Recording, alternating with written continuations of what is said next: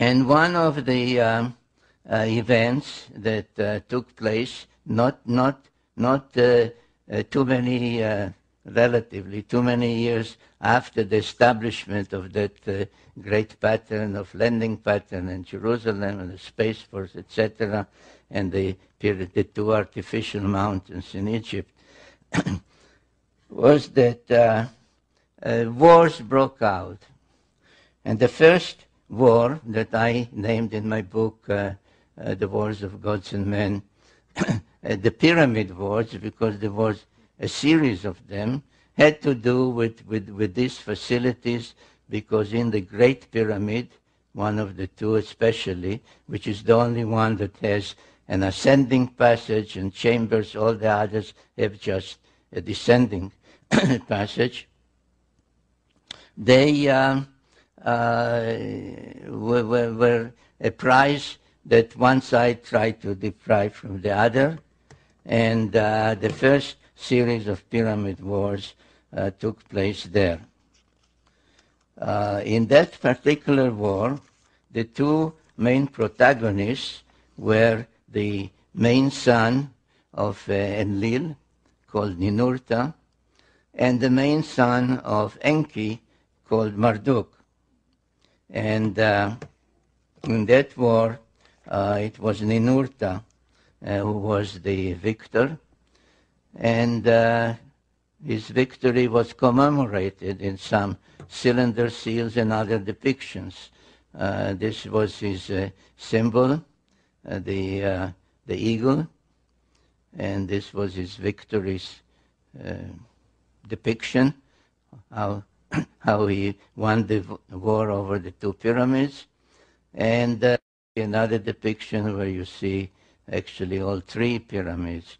And this, by the way, is another of the proofs, of which I have many, and I deal with it extensively, of who built the pyramids and when they were built, and that you see that already in Sumerian times, which preceded the pharaonic times by thousands of years, the existence of the pyramids was already known. Around 2900 BC, a Sumerian king called Gilgamesh went in search of immortality. Now, the whole business of immortality doesn't really exist, because all the tales tell us that these so-called gods, the Anunnaki, were both born and died. And there are tales about both birth and death. But it is all relative. That's why the Greeks called the gods, they borrowed the Sumerian pantheon, they called them the immortals. But it was only a difference in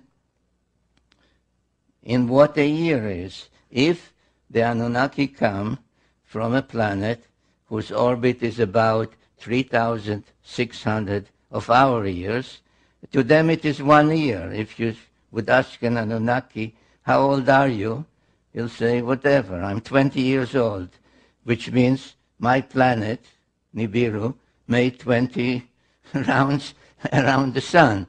If you ask somebody here, so we won't ask people for their ages, of course, but you ask, how old are you? And he'll answer, it means my planet, where I grew up, to which I genetically belong, made X number of orbits around the sun. That's a year. So, but anyway, Gilgamesh was the son of a goddess. And he came to his mother, and he actually was not only a demigod, but he was 2/3 divine, because his mother, not his father, his mother was a god, a goddess. And he said, if I'm 2/3 divine, 2/3 Anunnaki genetically, why should I die like a mortal?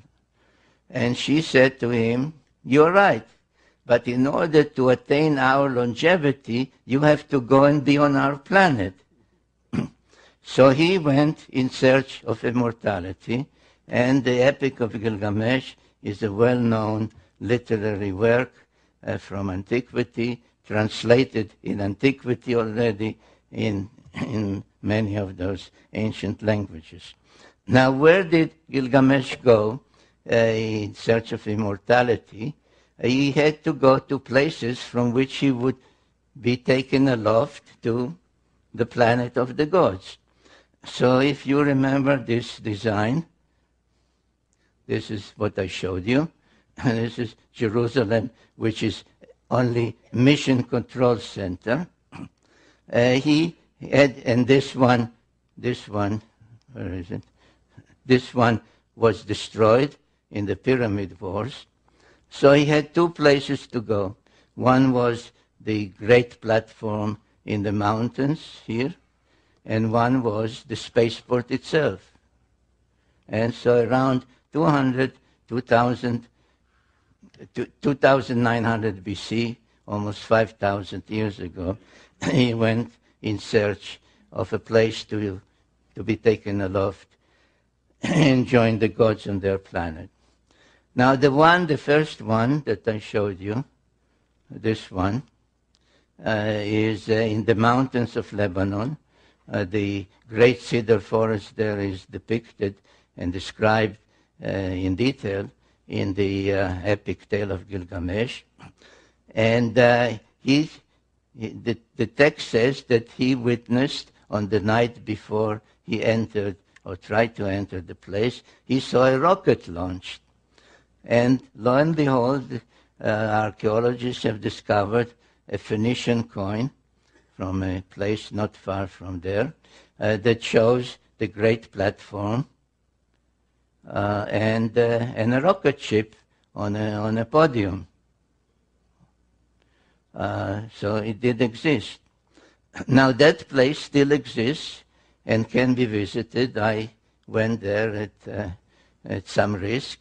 I would not advise you to go at this time because it's the headquarters of the Hezbollah in Lebanon. But the place is called Baalbek, and there is there a vast stone platform of about 500,000 square feet.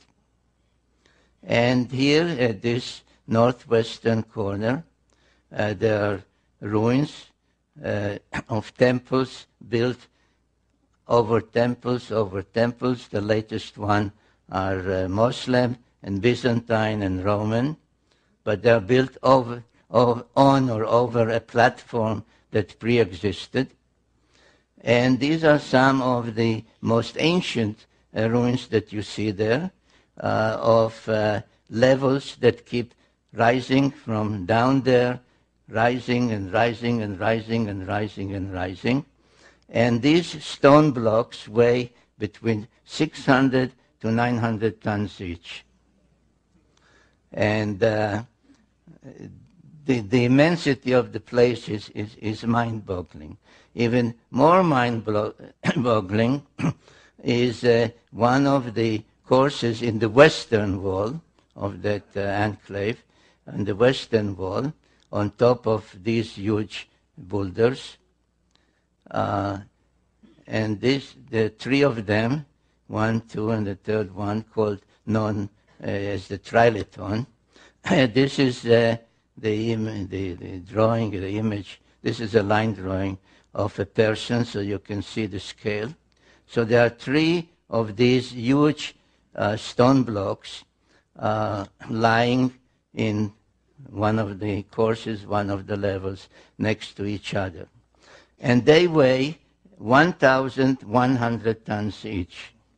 Now, there is no piece of equipment, even today, that can lift 1,100 tons, or even 1,000 tons, or even 600 tons. There's no such piece of equipment.